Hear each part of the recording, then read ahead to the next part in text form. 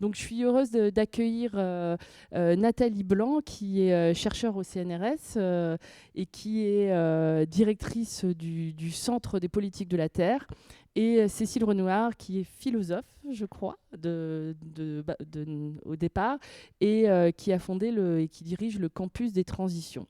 Donc avec Nathalie et Cécile, nous allons, dans un premier temps, elles vont nous partager leur approche de ces questions-là. Chacune aura 20 minutes. Et puis ensuite, le débat sera ouvert, la discussion sera ouverte à la fois entre vous et aussi avec le public et entre les personnes du public. Voilà, l'idée, c'est de vraiment ouvrir les questions pour ensuite les travailler durant toute la journée.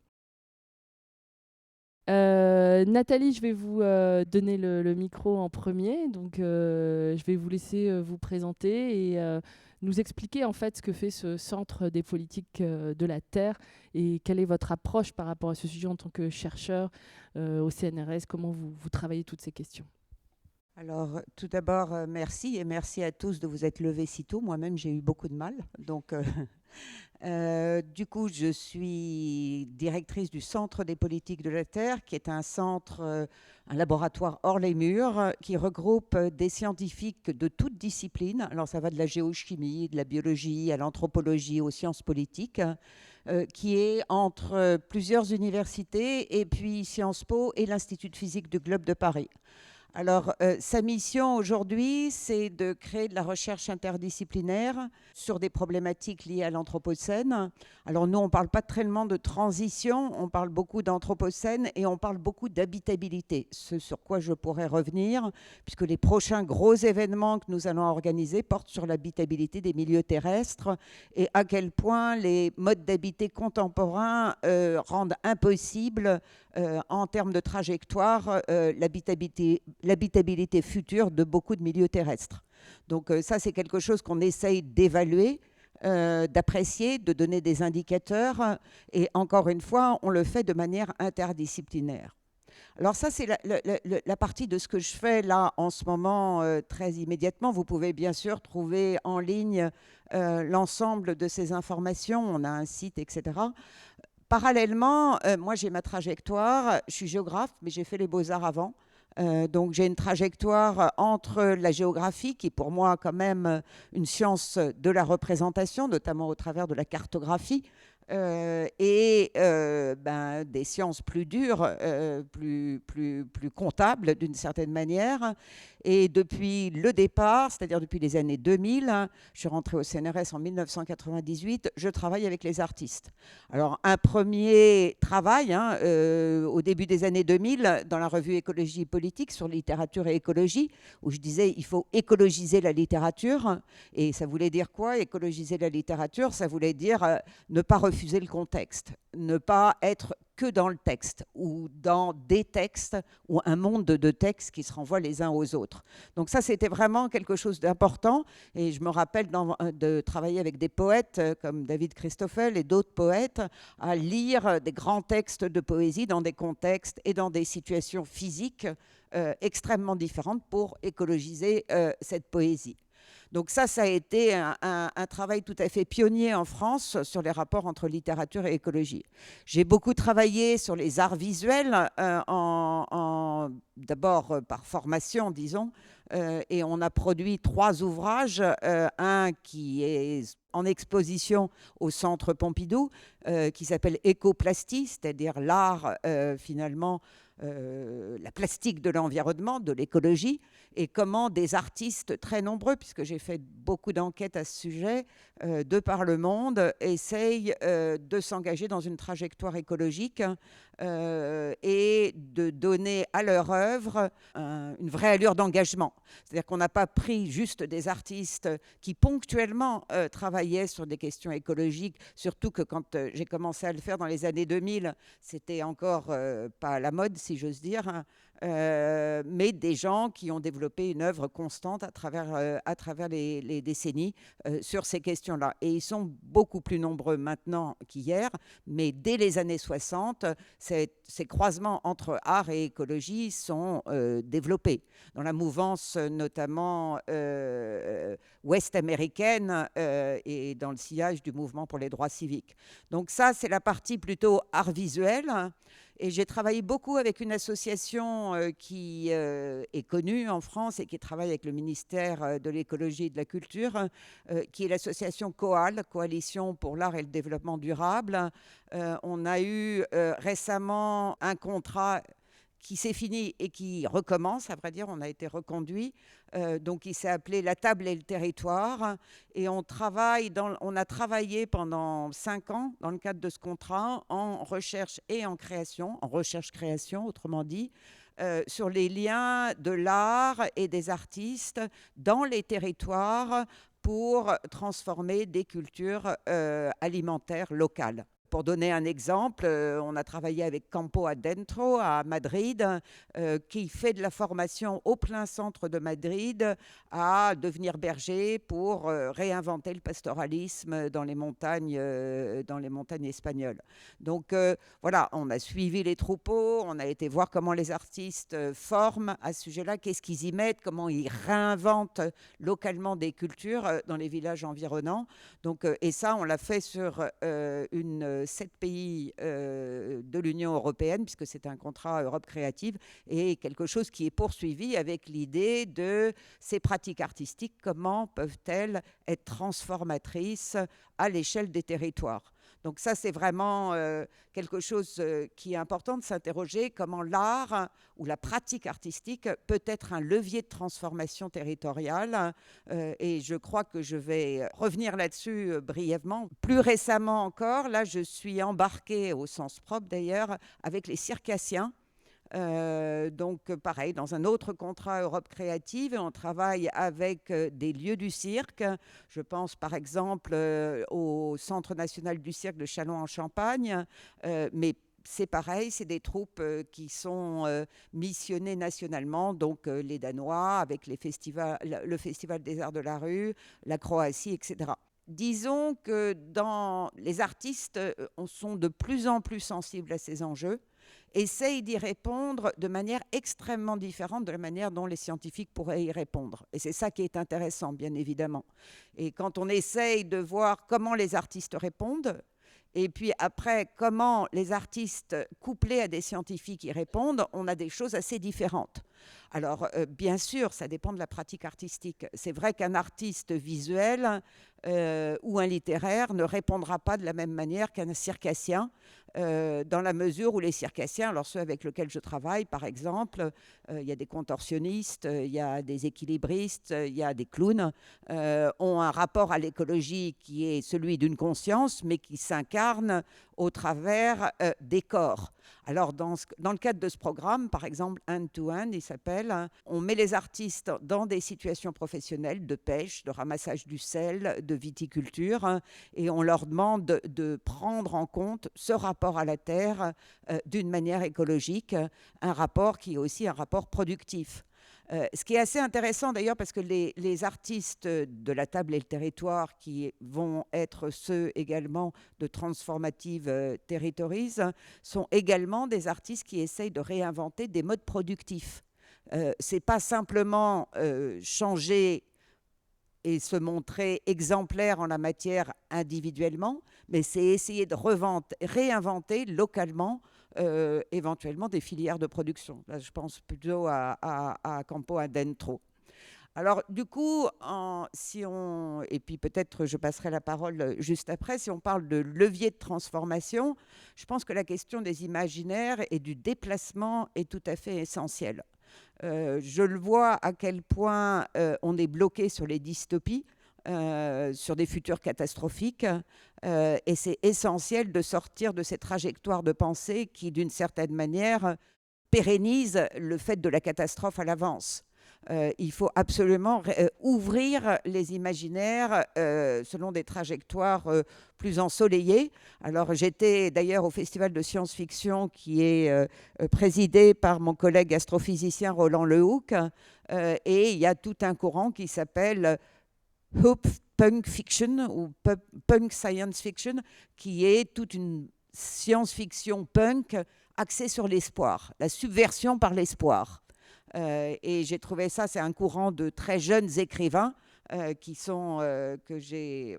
que je trouve plutôt intéressant. Et on s'est dit que dans le cadre du Centre des politiques de la Terre, à l'échelle notamment de l'Université de Paris Cité, nous initierons un cycle de résidence qui vise à former les scientifiques des différentes facultés, sciences, santé et sciences humaines et sociales, à ces travaux d'écriture par l'imaginaire de fiction d'espoir basée sur la science ou sur une certaine compréhension. Donc voilà un premier levier, puis on pourra peut-être rebondir après sur d'autres leviers.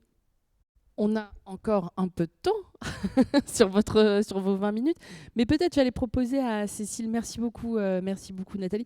Peut-être Cécile, est-ce que vous avez une question peut-être à poser à Nathalie sur ce qui vient d'être dit ou sur son approche de comment est-ce que finalement l'art peut être un levier sur les questions écologiques et son travail d'interdisciplinarité? Alors, je trouve que c'est passionnant ce que tu as proposé. Et puisqu'on en a parlé un tout petit peu tout à l'heure, comment est-ce que tu vois aussi le lien avec la dimension sociale? Puisqu'il y a quand même un vrai enjeu, et on voit bien dans le cadre de la polarisation actuelle, d'embarquer tout le monde. Et du coup, comment est-ce que tu vois la manière dont l'art, les artistes peuvent aider justement à faire en sorte que les questions d'habitabilité, le rapport à l'alimentation, le rapport à la terre soient perçus comme aussi un outil de justice sociale? Alors, je rebondis d'abord. Tout à fait, le Centre des politiques de la Terre initie un événement qui s'appelle Reclaim Justice, qui sera les 28 et 29 février prochains, donc entre l'université et puis l'Institut d'études avancées. Au cours de cet événement, on accueille notamment des associations qui sont porteurs de demandes. Moi, individuellement, en tant que géographe, je travaille beaucoup sur les enjeux de justice climatique et comment les mouvements locaux, soit sur les ressourceries, soit Emmaüs, soit d'autres mouvements, réinterprètent cette question de l'écologie pour en faire un enjeu territorial. Et ça, on voit que le recadrage des enjeux de justice au travers de ces mobilisations, en lien notamment avec les politiques locales, est fondamental. Et on travaille là-dessus, alors en faisant appel notamment à... Alors je vais vous donner l'exemple de la table et le territoire. On a développé un ouvrage avec la Seine Pleine Commune, plus exactement. Donc la ferme urbaine de Saint-Denis est dirigée par un artiste, un groupe d'artistes qui s'appelle le Parti Poétique, avec Olivier Darnay qui a créé le Miel Béton. Et on a développé ensemble un programme de recherche-création qui a donné lieu à un ouvrage qui s'appelle Les récits recettes. Donc on a fait une enquête dans tous les environs autour mémoire de recettes, présent de recettes et futur de recettes. C'est des récits, c'est-à-dire que l'idée, c'est une recette, c'est pas juste un produit, c'est une mémoire pratique, une mémoire sentimentale, affective. Et du coup, on a recueilli énormément de recettes passées de populations qui viennent de partout et de toute trajectoire sociale. Ça a donné lieu à un gigantesque banquet, production de ces recettes sur le territoire lui-même, auquel étaient invités plus largement. Donc ça a donné lieu à un événement qui a été un gros succès. Et c'est vrai que les collectivités locales autour m'ont demandé de reproduire le travail. J'ai dit que non. À vrai dire, il n'y a pas de miracle à faire ce travail. Hein. C'est juste l'idée qui est au départ. Et puis après, il suffit de faire les enquêtes, d'ouvrir la porte de ces mémoires de recettes et de faire travailler le territoire et les habitants autour de quelle culture du terroir porte-t-on et est-ce qu'on peut imaginer un terroir urbain de Saint-Denis, puisqu'on parle beaucoup de terroir en parlant de Champagne ou de lieux qu'on a un peu midifiés dans la mémoire rurale, mais est-ce qu'on peut parler du terroir de Saint-Denis? Merci beaucoup. Je voudrais revenir sur un point que vous avez évoqué sur la transformation des cultures alimentaires locales, qui est un sujet que vous avez porté dans le cadre d'un Europe créative. Est-ce qu'on peut revenir un peu sur les enjeux? Pourquoi transformer les cultures alimentaires locales? Pourquoi s'interroger sur les cultures alimentaires locales aujourd'hui, vu les enjeux écologiques qu'on a? Voilà. Ça, c'est une question facile. Enfin, ne serait-ce que parce qu'elle est déjà... Mais parfois, ça fait du bien de se le redire. ne serait-ce que parce qu'elle est déjà très, très travaillée dans la presse et qu'on la voit abordée régulièrement. Donc, bien évidemment, il y a des enjeux relativement aux intrants, c'est-à-dire engrais, pesticides, herbicides, etc. Il y a des enjeux relativement à l'usage des sols, c'est-à-dire voilà, qu'on ait un meilleur usage des sols vis-à-vis d'une agriculture bio. Là, j'étais en Champagne avec les Circassiens et on a vu la différence entre un agriculteur, un viticulteur conventionnel et un viticulteur bio dans leur rapport au sol. C'est tout à fait extraordinaire. Il y a une personnification du sol pour l'agriculteur bio. Il en parle avec amour, si j'ose dire, hein. Alors que ce n'est pas vrai. L'agriculteur conventionnel va plutôt parler de kilos, parce que j'ai eu la même conversation avec des producteurs de cochons, de kilos, de prix du marché. On est vraiment sur des référentiels qui n'ont rien à voir du point de vue de ce qui est engagé affectivement. Et ça, par rapport aux artistes, c'est quelque chose, cette culture de la nourriture, hein, cette culture du sol, cette culture de la reliance, j'ai envie de dire, c'est-à-dire de la manière dont les agriculteurs, en tant que producteurs, mais aussi en tant que consommateurs, on se relie à notre environnement comme devant être un environnement porteur d'une santé commune, eh bien, c'est quelque chose que les artistes promeuvent aisément. Alors, par exemple, pour reparler de cet exemple du pastoralisme de Campo Adentro, comme on a fait 3 ouvrages à ce sujet-là, il y a de multiples terrains sur lesquels je pourrais aller, mais prenons celui-là. C'est vrai que le pastoralisme et l'itinérance des bêtes en montagne amènent et renouvellent la qualité des sols de fait des intrants naturels qu'elles génèrent.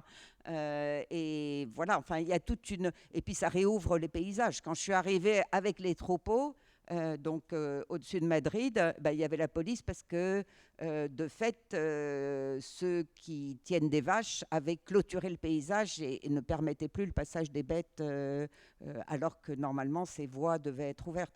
Donc voilà, on voit que ça amène, sans parler de subversion, mais en tout cas, ça met en évidence plein de contradictions dans nos modes d'habiter et c'est important que les artistes arrivent à les souligner. Je vais passer la parole à Cécile, qui va, avec quelques slides, nous faire la présentation au pupitre du campus des transitions et de cette méthodologie des portes qui nous amène à repenser nos transitions. Oui, bonjour à toutes et tous. Je pense que ce que je vais dire est bien, enfin, un angle un peu différent de celui qu'a pris Nathalie, mais très très convergent. Alors, je vais d'abord dire d'où je parle. À partir de, vous voyez sur la droite, un beau château qui est dans le sud de la Seine-et-Marne, qui est le château de Forges, qui a été mis à disposition du projet du campus.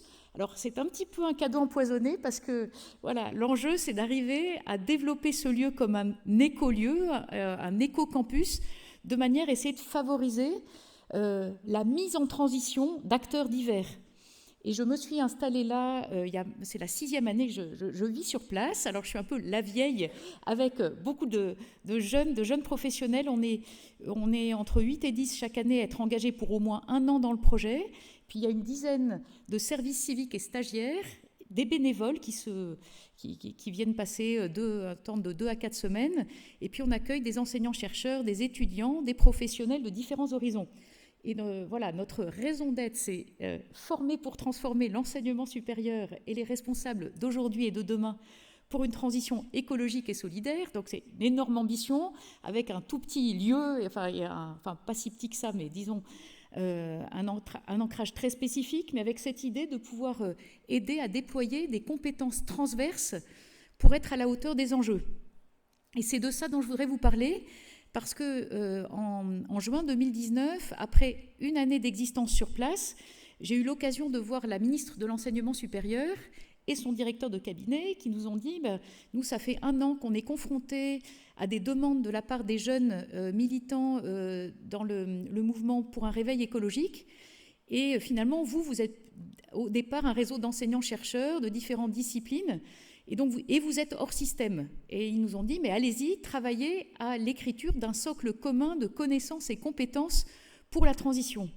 Et on a réuni 70 enseignants-chercheurs de différents horizons ce qui a donné lieu à la publication il y a 3 ans du manuel de la grande transition et qui va sortir en version poche en janvier prochain.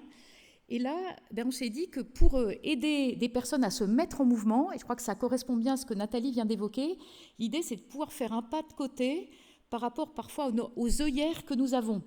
Et donc on a essayé de réfléchir donc, avec des personnes qui venaient de mondes un peu différents, et on a élaboré un parcours en 6 portes que je vais vous présenter.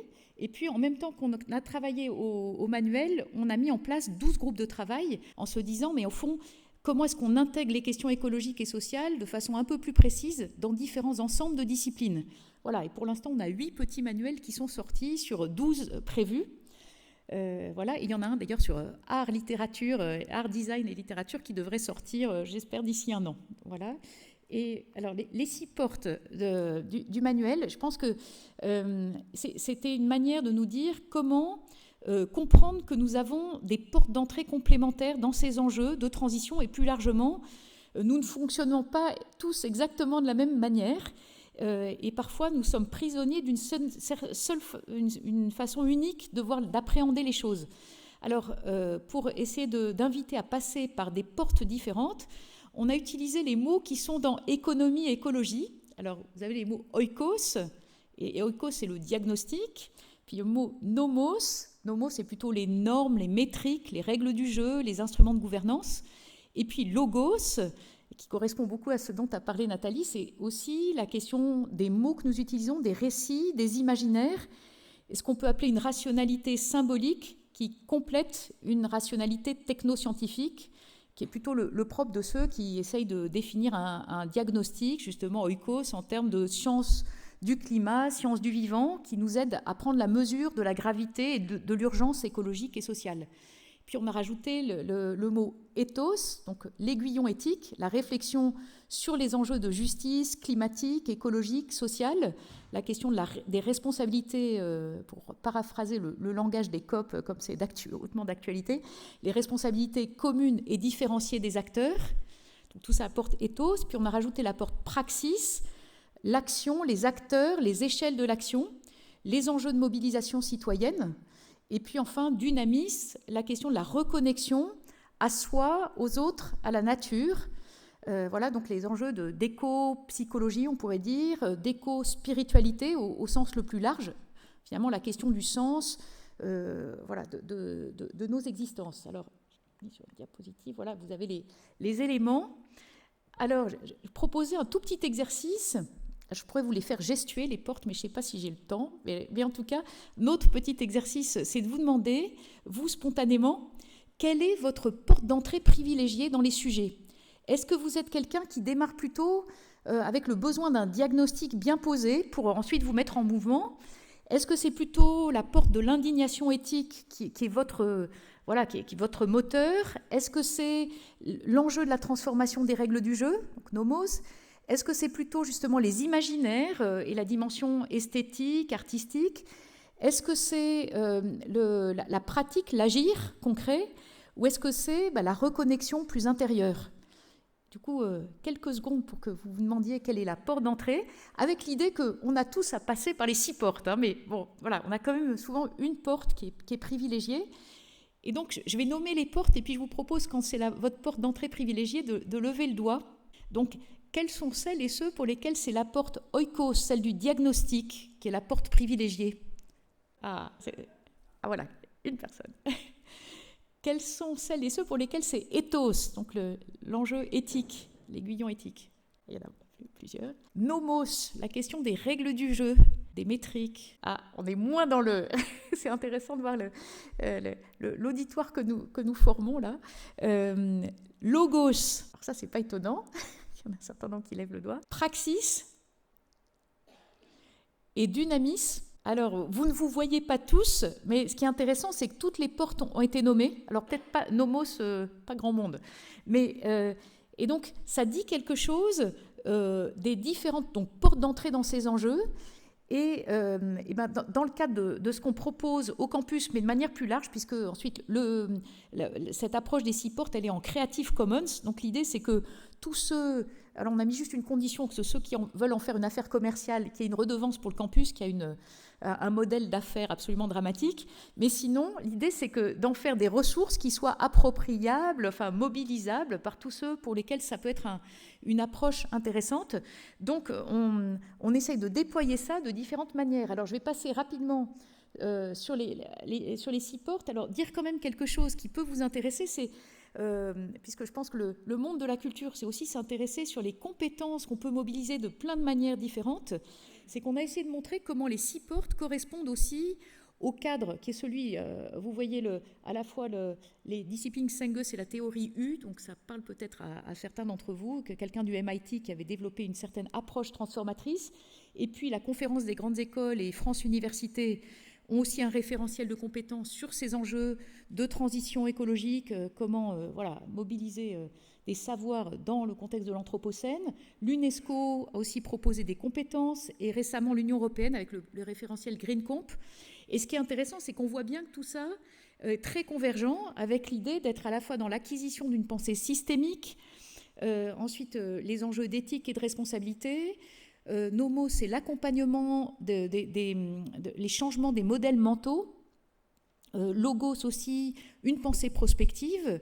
Et comme le disait Nathalie, avec l'enjeu de ne pas réfléchir uniquement au futur probable catastrophique, mais aussi au futur désirable, souhaitable, et donc au futur possible. Comment nous embarquer collectivement pour essayer de changer au bon niveau nos manières de vivre et d'agir. Et puis Praxis, les enjeux d'action. Et moi, je vis avec des jeunes qui, pour un certain nombre, militent dans différents types de mouvements, mais qui sont aussi très sensibles au fait que pour changer les choses, on a besoin de relier les mondes et relier les méthodes et les stratégies d'action transformatrices. Donc on discute beaucoup autour de tout ça, et en essayant justement de mobiliser aussi des moyens d'écriture, d'art, de représentations diverses pour essayer de favoriser des changements justement de nos modèles mentaux. Et puis enfin, les enjeux Dynamis, c'est aussi se dire que, pour le coup, l'éco-anxiété est peut-être une expérience que nous faisons, au moins de temps à autre, et comment arriver à traverser, peut-être, à faire face aux émotions diverses qui peuvent nous habiter pour en faire quelque chose qui soit un levier aussi d'action ensemble. Peut-être résumer un peu ce qu'on perçoit, c'est ce besoin de changer de paradigme, ou au moins d'articuler paradigme, plutôt de passer d'une vision qui était marquée par une rationalité technoscientifique très forte, à souci du maillage entre les savoirs qui sont ouverts à l'intuition, une rationalité symbolique, et qui reconnaissent l'unité avec tout le vivant. Et ça a évidemment des impacts en matière de paradigme pédagogique, pour proposer des modèles transformatifs et émancipateurs pour tisser des collectifs au sein des milieux vivants. Donc ça, c'est un peu ce qu'on essaye de proposer avec d'autres, en traversant ces 6 portes. Alors, j'en dis quelque chose de rapide, mais évidemment, il y a l'enjeu déterminant d'avoir un diagnostic bien posé. Et ça, on voit dans le monde des fake news, c'est aussi du discrédit parfois de la parole des climatologues ou de chercheurs en sciences du vivant, c'est de se dire non, il y a une démarche scientifique au sens des sciences dures qui a à être prise au sérieux. Et comment on fait aussi pour la rendre disponible à des personnes pour lesquelles la lecture de rapports du GIEC ou autre n'est pas quelque chose qui va être facile ou possible. Donc reprendre tous ces éléments sur ce que certains appellent la grande accélération, et se dire comment est-ce qu'on arrive à visualiser, peut-être comme on le fait là avec ces graphes et cette manière de représenter les choses qui met en évidence les trajectoires complètement folles dans lesquelles nous sommes.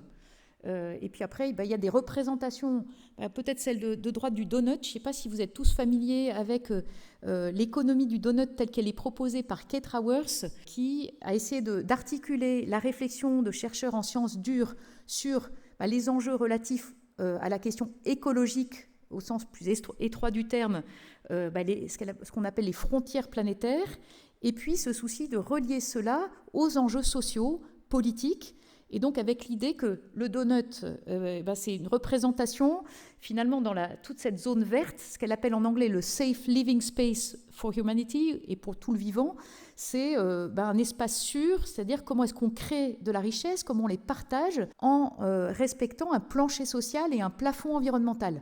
Donc là aussi, d'un point de vue culturel, c'est-à-dire quelles sont les images qui finalement peuvent nous aider à nous représenter les enjeux collectifs. Voilà. Ensuite, ethos, ethos, il y a plein de manières de faire droit, et Nathalie en mentionnait, ces enjeux de justice climatique. Alors là, j'ai juste repris des rapports sur les inégalités. Là, je trouve ces graphes très, très impressionnants. Vous voyez notamment en Amérique du Nord que les 10% les plus riches ont une empreinte carbone de 70 tonnes en moyenne par habitant et par an. Et puis, en Europe, c'est plutôt 30 tonnes. Je pense pour beaucoup d'entre nous, il y a les 10% les plus aisés, en fait, ceux qui prennent très souvent l'avion, ceux qui ont des moyens, à la fois de mobilité et puis des logements qui consomment beaucoup, une alimentation très carnée, etc., contribuent à émettre plus de gaz à effet de serre que les autres. Et le graphe suivant, quand vous voyez à droite l'Afrique subsaharienne, les 50% les plus pauvres en Afrique subsaharienne ont une empreinte carbone de 500 kg par habitant et par an.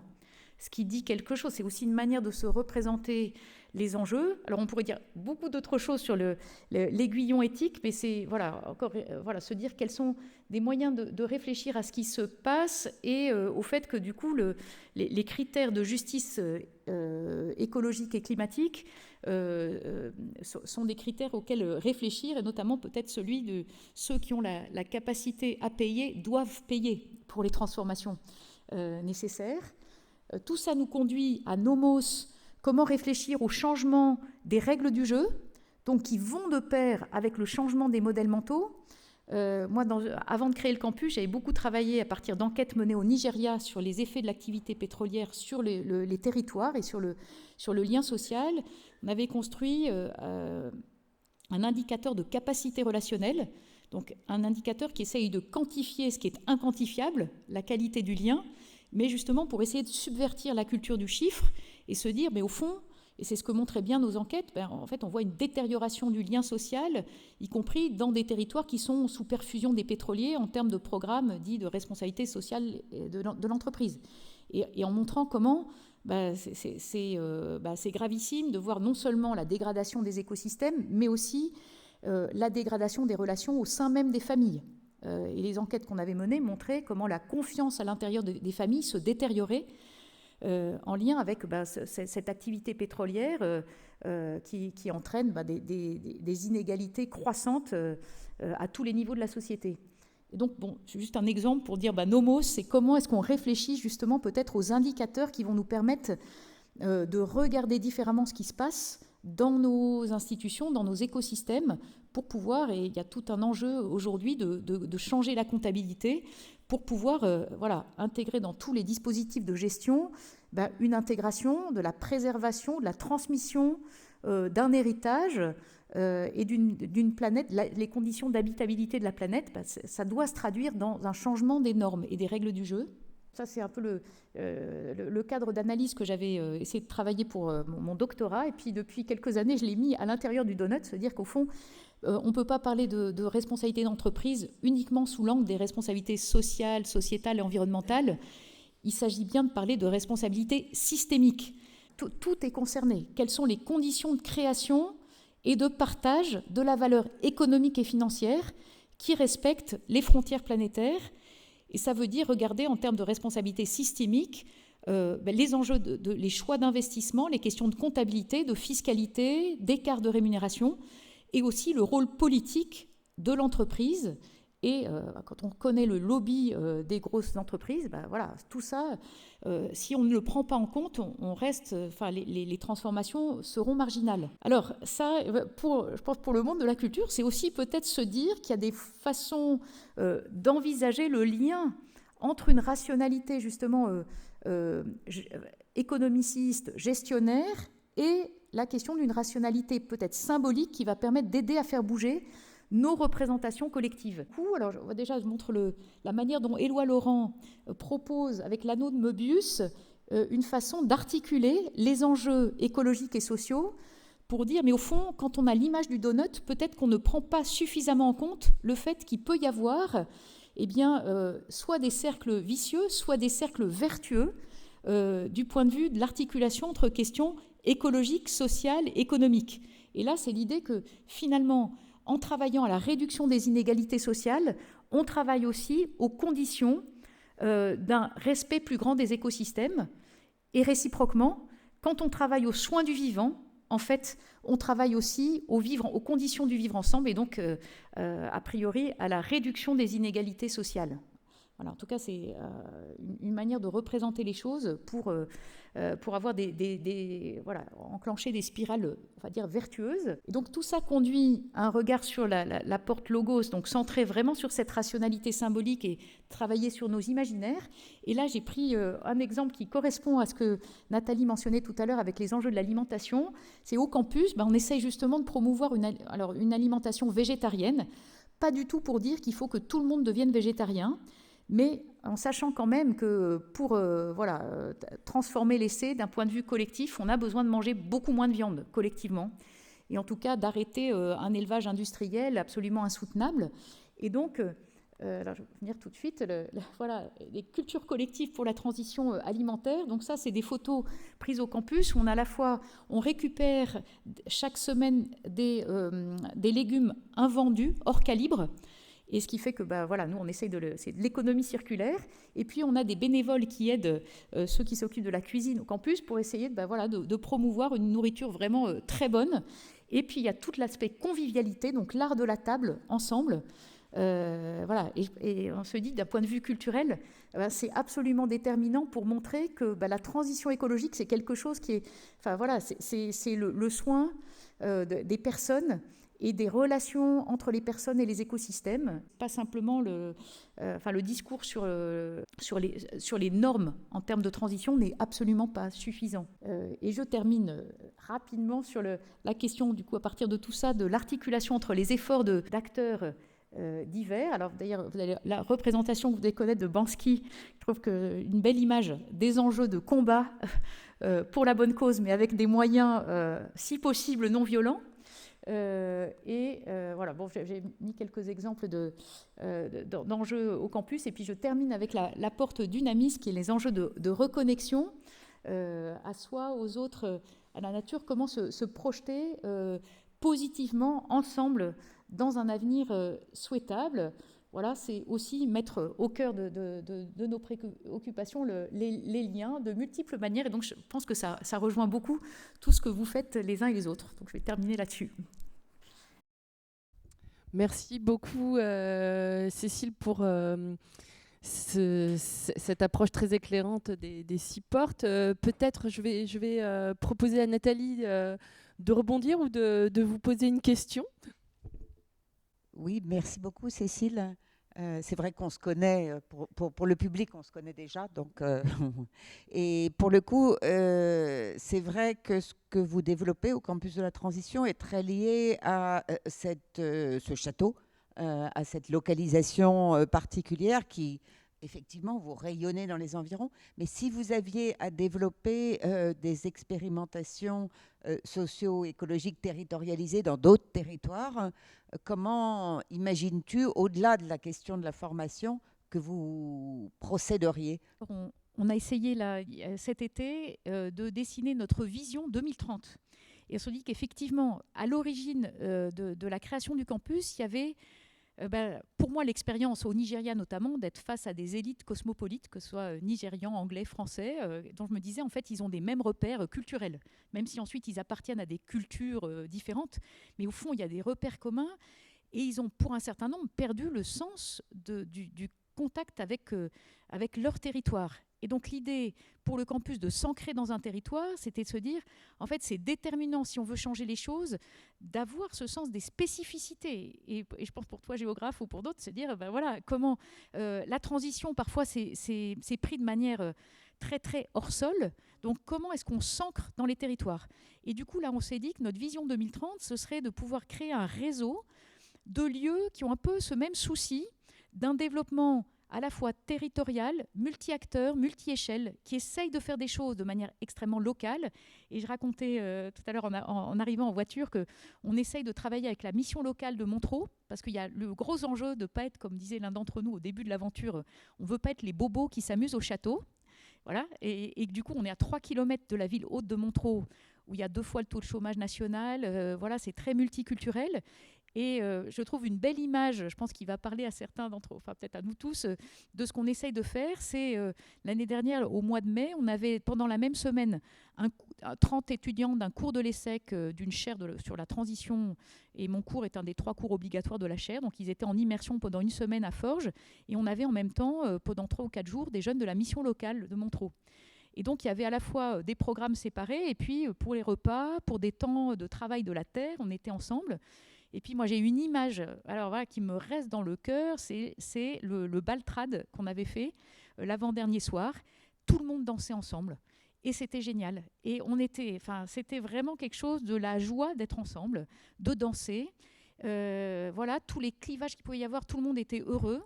Et je me dis, ça, pour moi, c'est un beau symbole de ce qu'on pourrait, ce qu'on peut souhaiter pour nos sociétés. Et donc, comment on le fait ?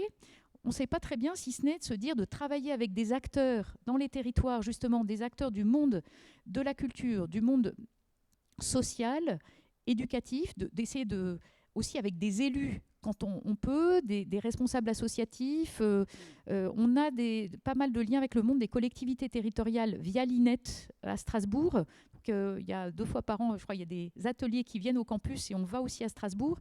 Et on se dit que là, tout ça, c'est essayer de créer ces écosystèmes dans lesquels on perçoit qu'il y a beaucoup d'acteurs finalement qui portent les mêmes préoccupations et se dire comment mutualiser des choses. On travaille aussi avec la Fabrique des transitions, donc à partir de l'expérience de Los Angoel, pour se dire comment la Fabrique essaye maintenant de partager l'expérience de l'os et d'autres territoires pour se dire à chaque fois avec un ancrage différent, donc forcément des éléments, une situation qui n'est pas la même, avec des communautés de communes plus ou moins engagées sur ces sujets.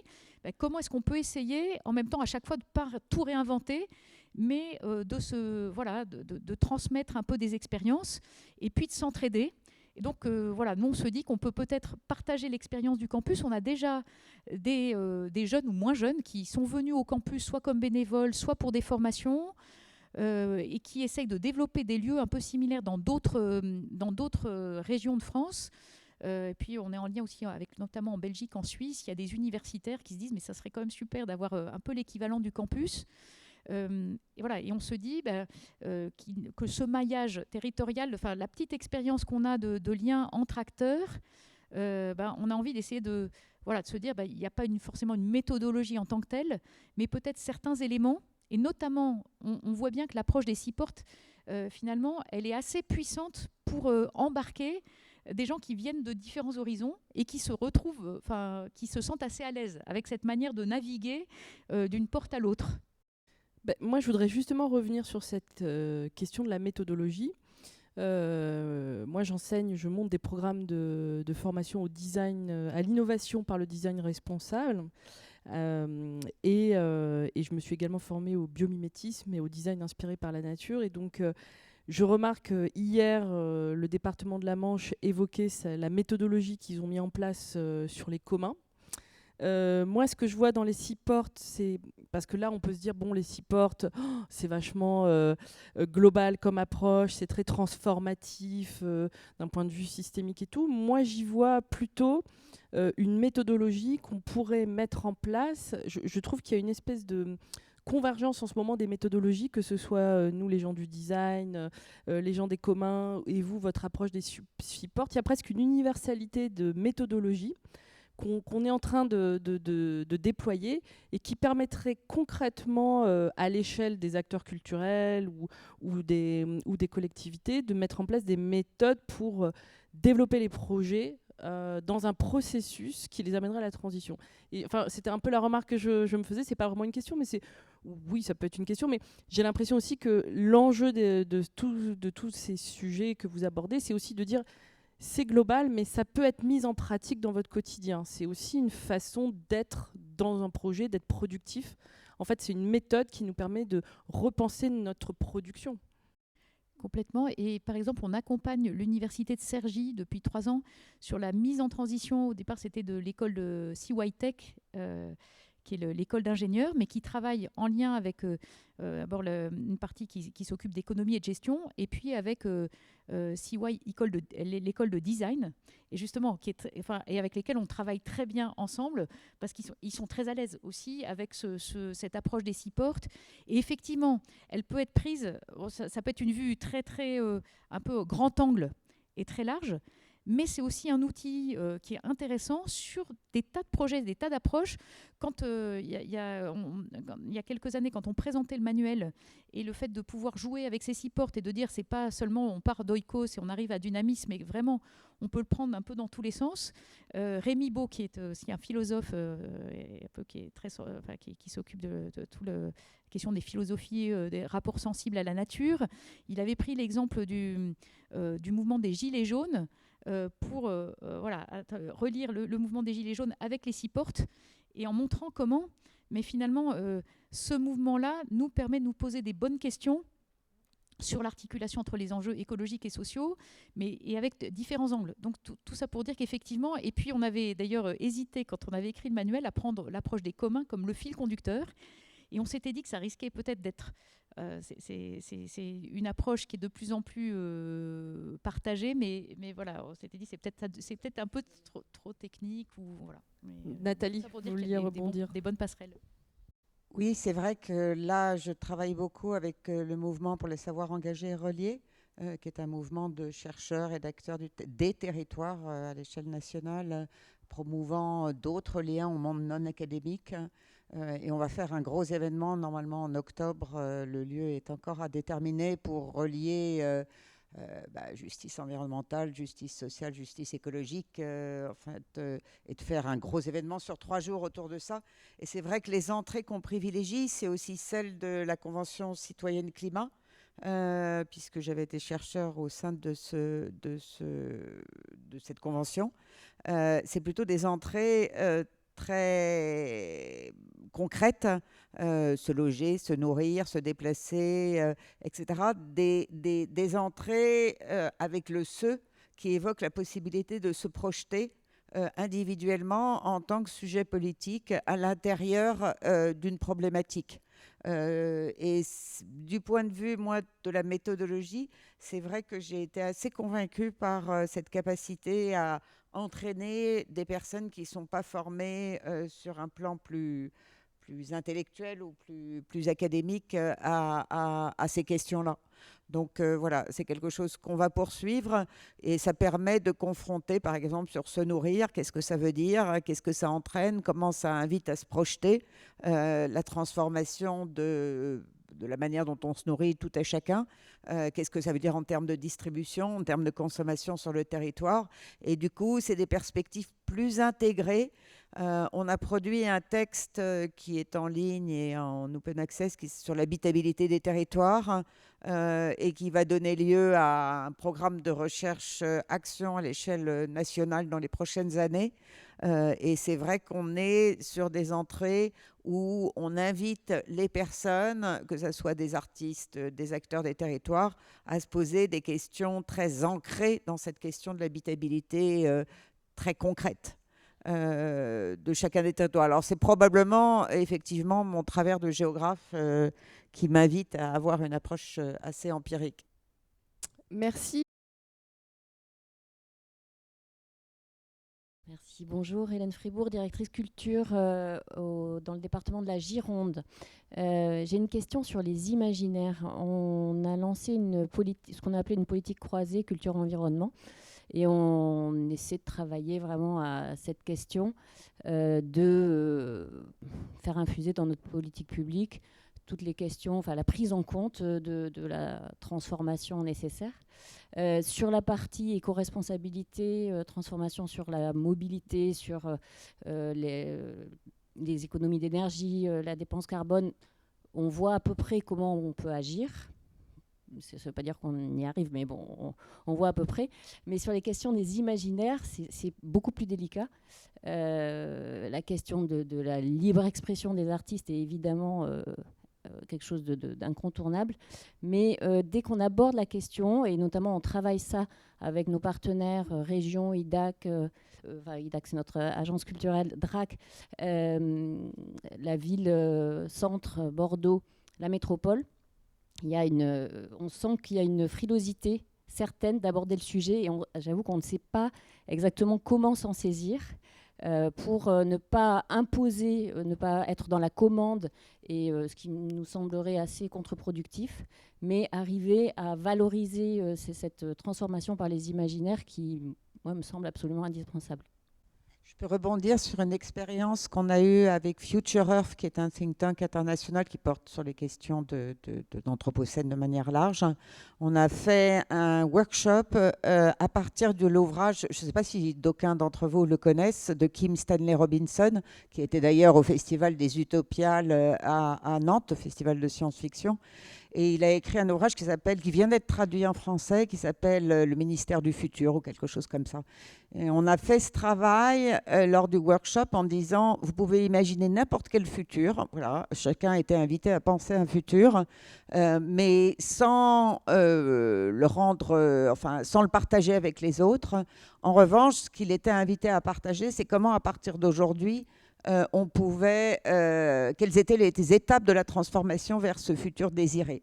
Et donc, on n'enfermait pas les gens dans des futurs écologiques, on va dire, qu'on peut se projeter aujourd'hui collectivement ou avec les politiques, mais on essayait de faire penser la transformation. Qu'est-ce que ça veut dire de mettre son imaginaire, son désir en branle dans la société réelle, si j'ose dire, et de voir comment ça transforme complètement ce rapport aux imaginaires. On n'est pas sur un imaginaire consensuel, écologique, où tout le monde est heureux, etc. Chacun a le sien, chacun a une vision de ce futur, mais la question des étapes renvoie à cette question des leviers. Voilà, c'était un exercice collectif qu'on a fait, qui a eu énormément de succès, donc c'est juste un exemple.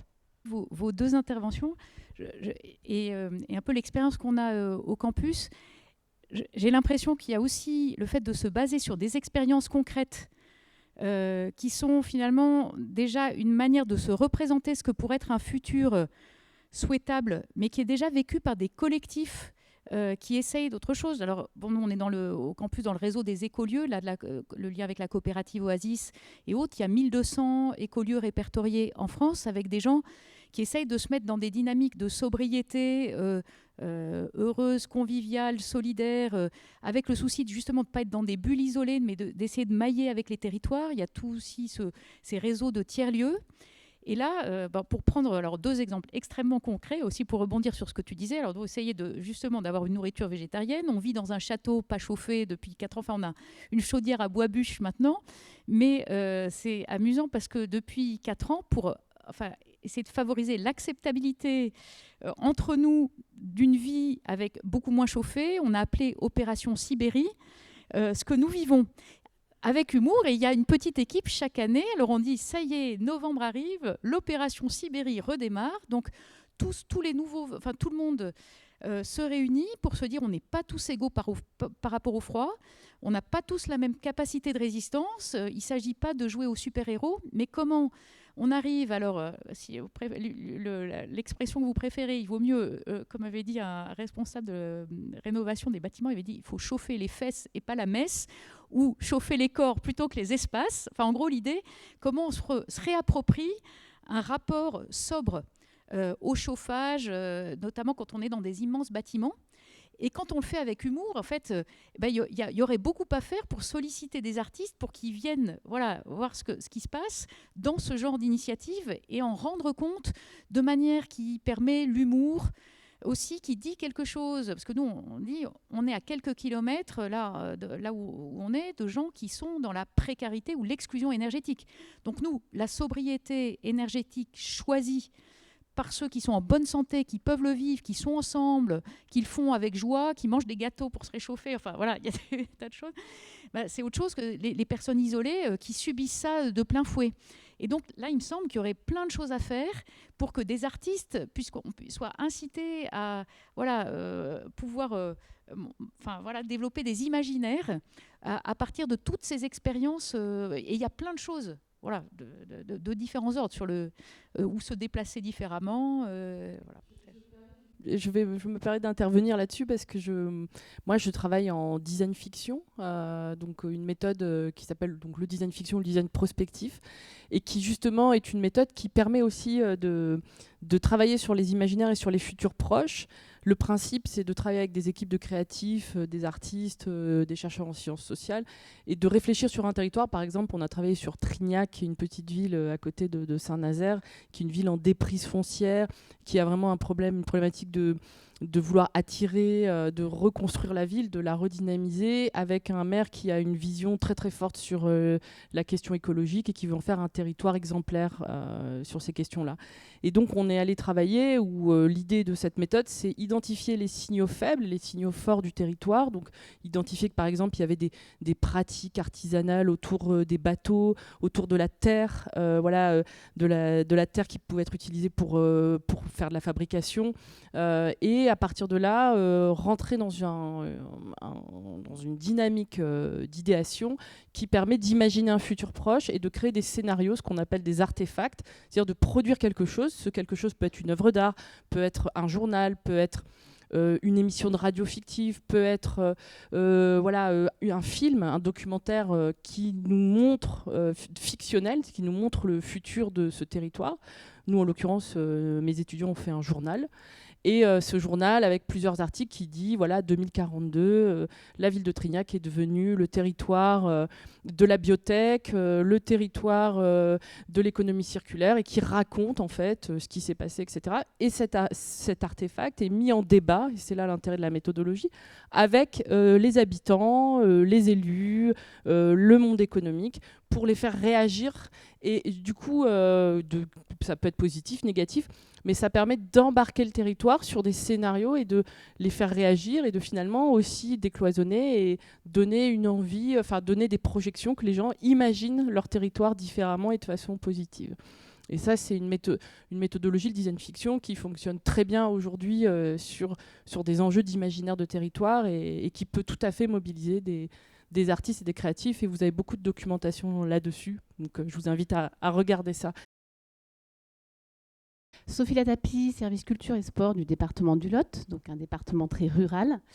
Par rapport aux imaginaires dont parlait Hélène tout à l'heure, moi j'ai découvert l'an dernier, parce que c'est un collègue responsable du centre d'art de Cajar qui m'a dit je participe à des journées à Meisenthal, donc pour ceux qui connaissent, dans le Grand Est, au milieu des Vosges, un village de 1200 habitants. Et c'était des journées du design des mondes ruraux. Et en fait, par rapport à ce que vous dites, donc on est sur la recherche et le conceptuel aussi, et la partie application, où dans les collectivités, parfois, on a un peu du mal à accompagner nos élus, à accompagner aussi des techniciens qui ne sont pas forcément décalés par rapport à leur posture, et comment on accompagne au changement, à la question de la transition écologique. C'est vrai que la question du design, en plus, là, c'était vraiment appliqué à la ruralité. Ça a été hyper intéressant. Moi, je regrettais, je me suis retrouvée avec très peu de collègues de collectivité. C'était essentiellement des artistes ou des gens qui avaient c'était organisé par l'école des arts déco de Paris et la haute école du Rhin. C'était super, vraiment, parce qu'il y avait quand même quelque chose de très concret. Donc à la fois, on avait le côté recherche, concept et tout ce qui nous intéresse, et on est aussi là pour ça. Et en même temps, pour emmener parfois sur nos territoires un peu éloignés, toutes ces choses, c'est super, on a une vision éloignée et comment on rapproche du territoire. Il y avait des témoignages aussi de designers et de philosophes qui avaient travaillé ensemble sur les imaginaires Alors moi, ça me parlait sur la question du pastoralisme, la question du loup qui revient à certains endroits, et comment on décale, comment on travaille sur ces imaginaires qui impactent des questions aussi agricoles. Donc en termes de politique publique, on est aussi là-dessus. Donc je trouve que c'est un bon intermédiaire, en tout cas, pour travailler là-dessus. Et là, j'ai découvert plein de lieux passionnants, comme la Maison Forte aussi dans le Lot-et-Garonne. Ça me faisait penser un peu par rapport au campus, il y a des choses en commun. Voilà. Mais en tout cas, j'œuvre en tout cas aujourd'hui pour qu'on soit accompagné par des agences de design des mondes ruraux, parce que ça nous aide vraiment à avancer. Et nous, en tant que techniciens dans les collectivités, et nos élus aussi, hein, on est un petit peu démunis parfois pour avancer sur ces sujets en lien avec les artistes. Et c'est une espèce d'intermédiaire qui est vraiment intéressant. Juste pour dire, en réagissant, en fait, ce que je trouve problématique, c'est le caractère expérimental de toutes ces pratiques, c'est-à-dire qu'on tente le coup. Et là, j'étais avec un étudiant hier qui soutenait son mémoire sur la participation et qui me dit, après 30 ans, ces politiques de participation sont toujours expérimentales. Et en fait, ça veut dire qu'elles ne sont toujours pas implantées dans les mœurs, ou dans les mœurs politiques en tout cas. Voilà. Et c'est pareil pour toutes ces réflexions. Ça fait longtemps qu'on dit qu'il faut transformer ça, et ça reste toujours des one-shots qu'on lance, et puis après on passe à autre chose sans pouvoir l'ancrer dans les cultures locales. Oui, parce que la transformation, ça prend du temps. Enfin, il y a un temps. Parce que la transformation, ça prend du temps, et se transformer, ça prend du temps. Donc Laurence Weichenbourg, directrice de la culture dans la Manche. Effectivement, hier j'évoquais le projet qu'on a mené avec la Maison de l'Architecture. Et effectivement, il y a vraiment beaucoup de choses très effervescentes avec ces structures qui sont partout en région.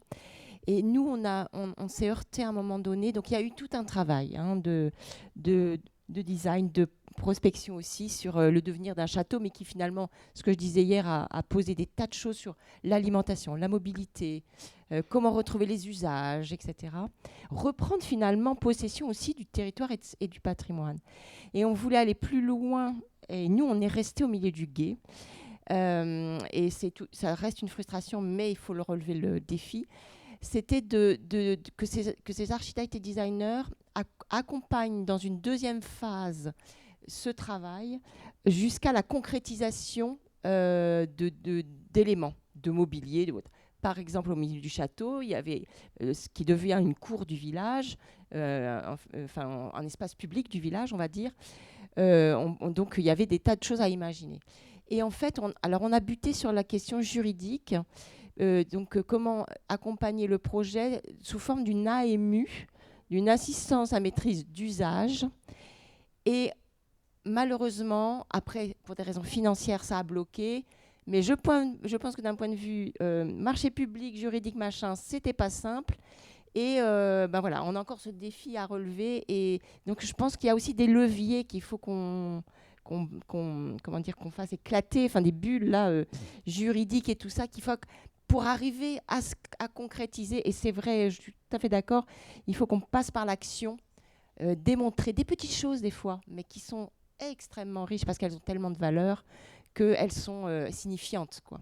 Merci beaucoup. Oui, c'est un vrai sujet qu'on a évoqué hier aussi sur la notion d'appel à projet. C'est-à-dire que souvent, quand on est dans des démarches d'expérimentation, on est dans de l'innovation et en fait, le financement s'arrête au moment où les idées sortent, où les premiers résultats sortent, alors que c'est le moment où on doit les implémenter et on a du mal effectivement à le déployer. On a ça sur tous les territoires urbains, même en dehors des enjeux de culture. C'est que les assos sont très dépendantes d'appels à projets, et quand il s'agit de développer quelque chose sur le territoire, là, après ça s'arrête, et du coup il n'y a pas de force de l'assos pour reproduire ce qui a été innovant pourtant. Donc il y a un vrai problème là-dedans, d'accompagnement de ces initiatives. Bonjour, Florence Magnanon, directrice de Culture Lab 29, l'agence culturelle du Finistère. Merci d'abord pour vos propos que je trouve très éclairants et passionnants, et ça ouvre beaucoup de portes, pour reprendre votre expression. Moi, je me posais une question sur la formation, vous en avez beaucoup parlé.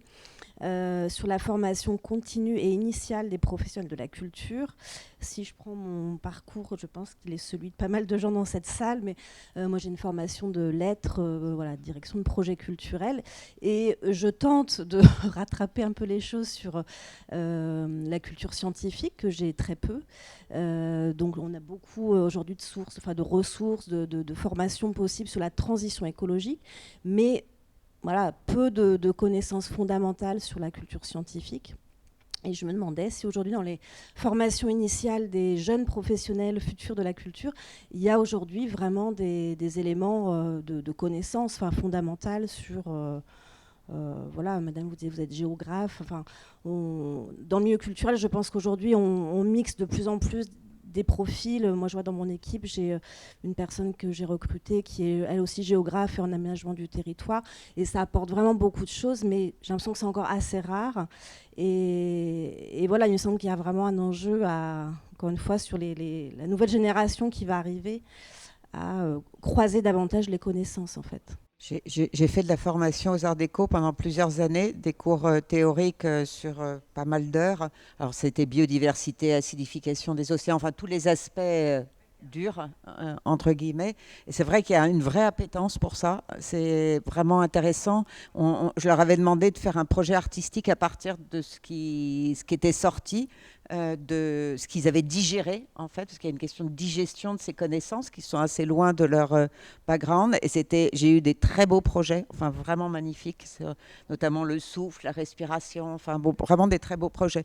Mais c'est vrai qu'il y a un vrai problème de formation, et je travaille avec des laboratoires de recherche en littérature, et je vois bien à quel point mes collègues littéraires ils font de l'analyse des textes, par exemple, du 19e siècle, sur la place de la nature dans ces textes du 19e siècle, mais en vérité, ils sont très peu en prise avec la culture scientifique actuelle.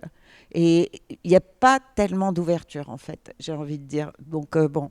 Alors, il y a quand même, là, dans les décisions qui ont été prises suite aux travaux du groupe dit groupe Jouzel, donc, qui était présidé par Jean Jouzel, normalement, maintenant, tout étudiant niveau licence doit avoir une formation sur les enjeux de transition, donc de façon interdisciplinaire. Et voilà, pour la petite histoire, là, quelqu'un de notre équipe me rappelait, je parlais que j'allais passer 2 jours, parce qu'on a le séminaire de formation là ces jours-ci, je leur disais, je ne serai pas là.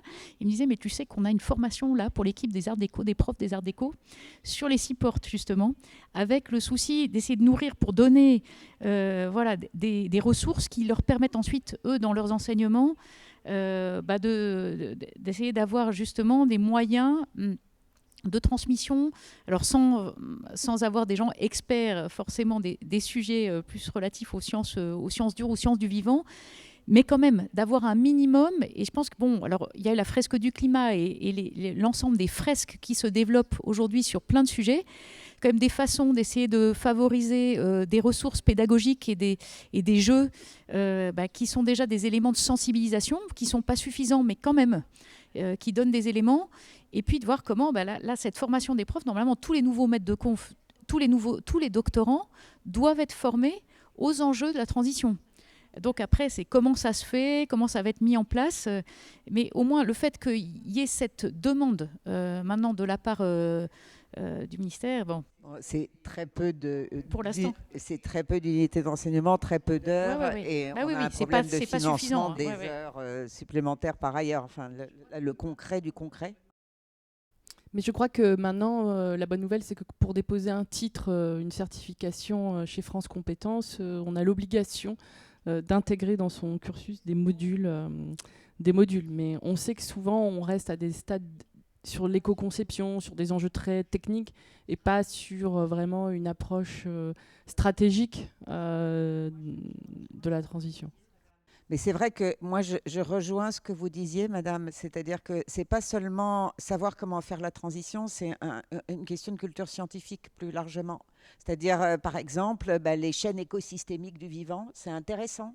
Il faudra en avoir une représentation, que ça fasse partie de nos imaginaires culturels, quoi. Je ne sais pas comment le dire. Bonjour, Maria Conquet, conseillère départementale du département de l'Aude, le 11. C'est un témoignage et ça fait ce que vous disiez à propos de l'habitabilité sur l'agriculture notamment fait écho, résonne beaucoup avec notre territoire où on a une guerre de l'eau aujourd'hui et ces pratiques agricole qui évolue, mais dans la difficulté, dans la souffrance, je dirais, puisqu'on a des agriculteurs qui touchent les minima sociaux aussi. Enfin voilà, toute cette culture et ces avancées qui sont compliquées à mettre en place pour eux. Je ne suis pas à la FNSEA, mais concrètement sur le territoire c'est très compliqué, il y a une fracture, il y a une fracture réelle entre la nouvelle agriculture et les conventionnels. Tout ça voilà, n'aide pas. Nous avons un territoire aussi qui a été victime de plusieurs inondations très récemment, depuis 2018. On enchaîne, on est doublement touché aujourd'hui. Et donc tout ça mélangé fait que voilà, on se pose des questions et on a lancé des résidences de territoire avec notre agence départementale justement, avec ce public agricole notamment. Et c'est pas évident, mais on essaie justement, et ce que vous disiez vraiment fait écho, et j'espère qu'on pourra vraiment le maintenir, avec des artistes locaux, aller chercher, aller rencontrer ces habitants des territoires justement qui sont très très ruraux, et faire rencontrer ces populations, et notamment ces agriculteurs, les intégrer, et aller les chercher sur ces sujets très très sensibles aujourd'hui, et là où ils tendent à se replier sur eux-mêmes, comme toutes les populations aujourd'hui d'ailleurs, avec un repli communautaire très fort, eh bien, on espère jouer sur ça, sur la culture, faire que ce levier puisse nous accompagner dans cette démarche qui dépasse complètement la culture et qui relève aujourd'hui de la survie de notre société, il me semble. Voilà. Merci pour ce témoignage.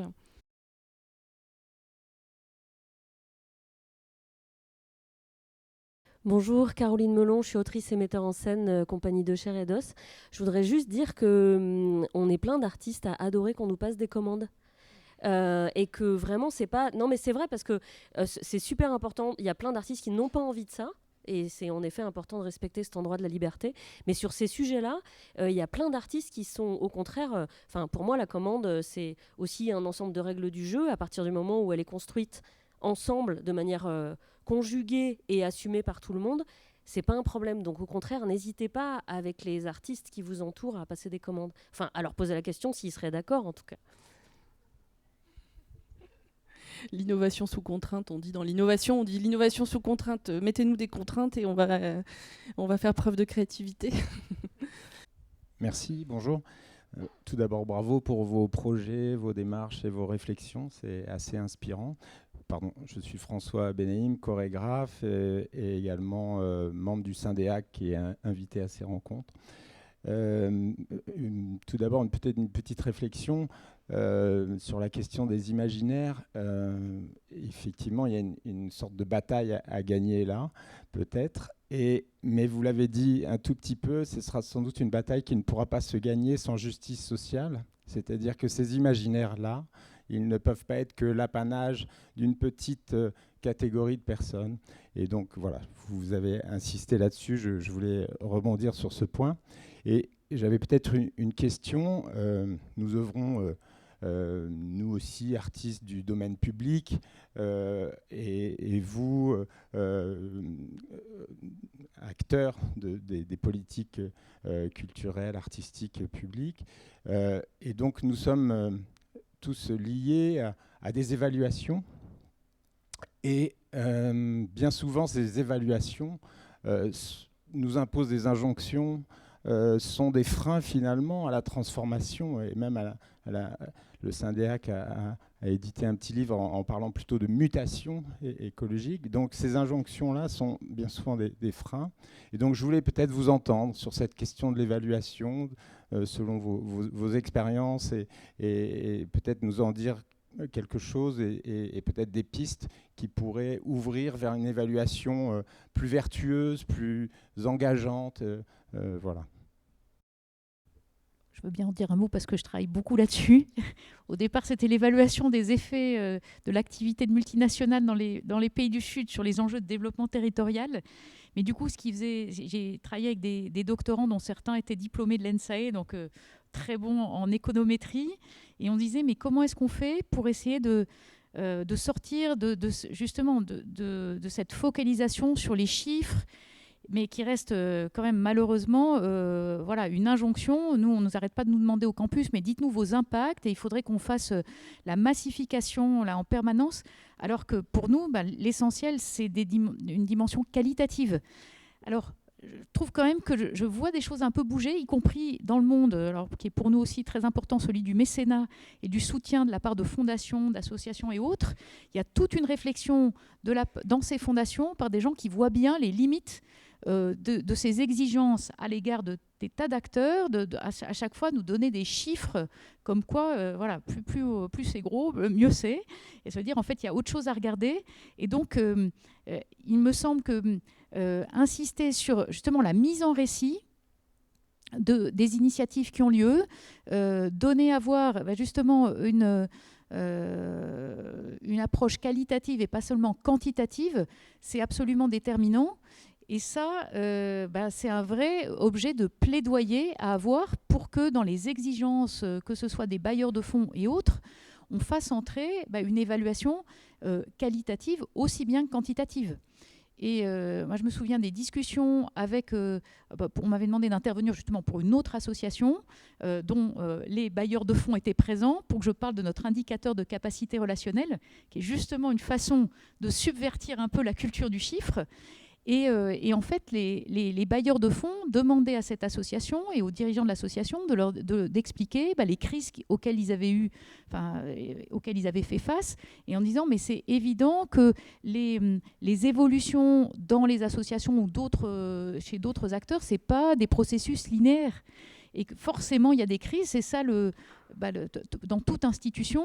Et ce qui est intéressant, c'est de voir comment on les a traversées, comment on les a dépassées, qu'est-ce qui a été mis en œuvre, qu'est-ce qu'on en apprend.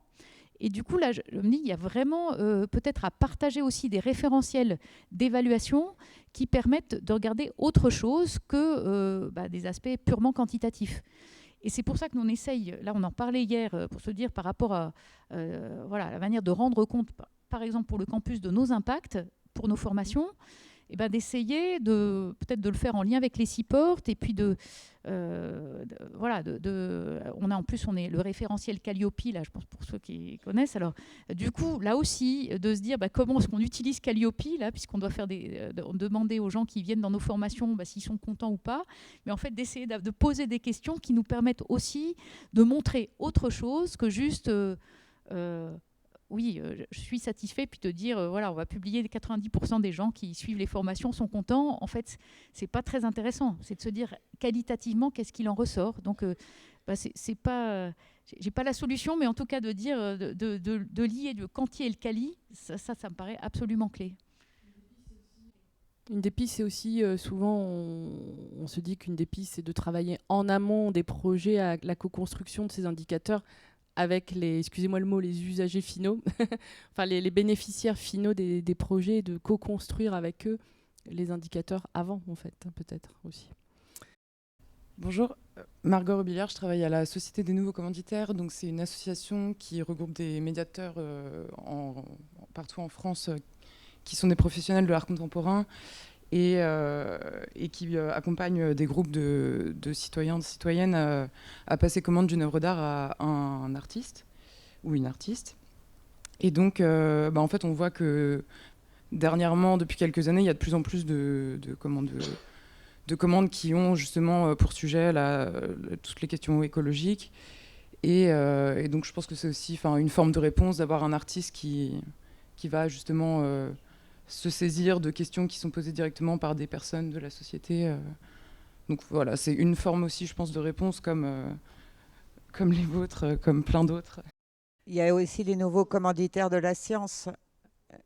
C'est intéressant, on est invité comme ça à se déployer entre artistes et chercheurs sur un territoire à la demande collective. C'est vachement, moi je trouve ça vraiment très intéressant.